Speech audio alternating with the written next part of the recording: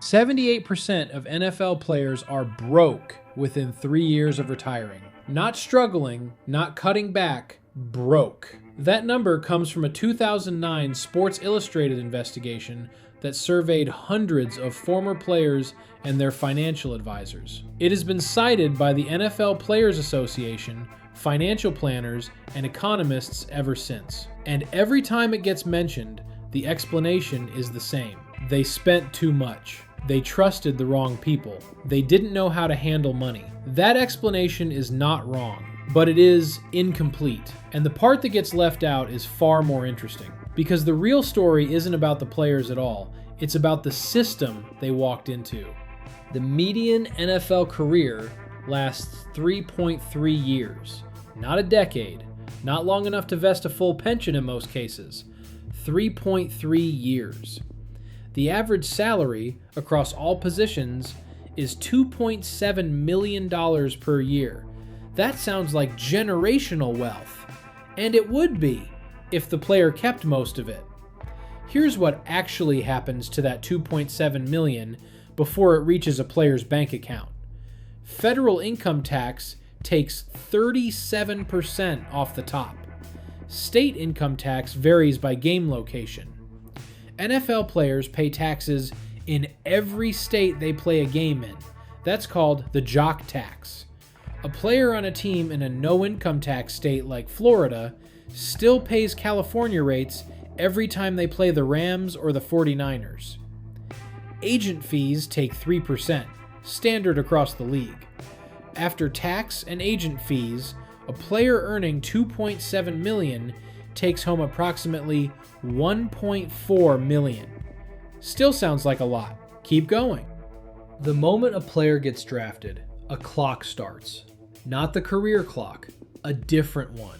The requests clock. Family members who need help, childhood friends who have business ideas, handlers, trainers, advisors, and hangers-on who insert themselves into every financial decision. Researchers at the University of Massachusetts studied 150 former NFL players and found that on average, a player financially supports 8 to 12 people within the first year of their first contract. That is not a choice made from ignorance, it is a choice made from loyalty, guilt, and a community that watched you leave and expects something back. This is the part the "they just spent too much" narrative always skips. 67% of NFL players come from households below the national median income. For many of them, this contract isn't just their money, it's their family's first real contact with wealth. And wealth, when it arrives fast and without infrastructure, does not behave the way finance textbooks say it should. Here's the structural problem nobody talks about. A player who enters the NFL at 22 has had roughly 4 months of professional financial education. Maybe. The NFL runs a rookie symposium every year that covers budgeting, investing, and avoiding fraud. It lasts 4 days. Meanwhile, the people who want access to that player's money have been preparing for years. The SEC has brought enforcement actions against advisors who defrauded athletes of more than $43 million in documented cases between 2010 and 2022. These aren't random scams. They are sophisticated operations that know exactly how long an NFL career lasts, exactly when a player's income will stop, and exactly how to structure a deal so that the losses don't become visible until after the money is gone. The player doesn't lose $2 million in a weekend.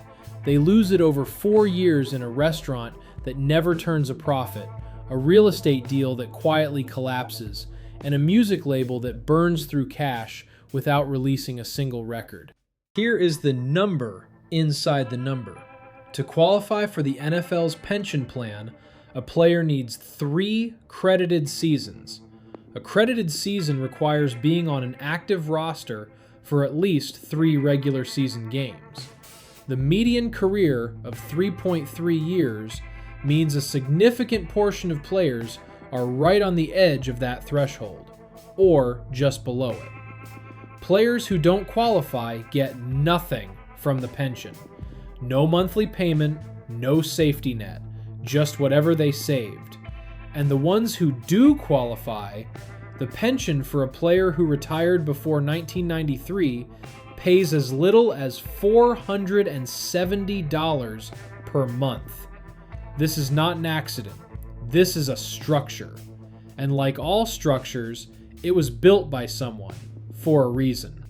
So here's what 78% actually measures. It doesn't measure financial illiteracy. It doesn't measure bad decisions made by individuals who should have known better.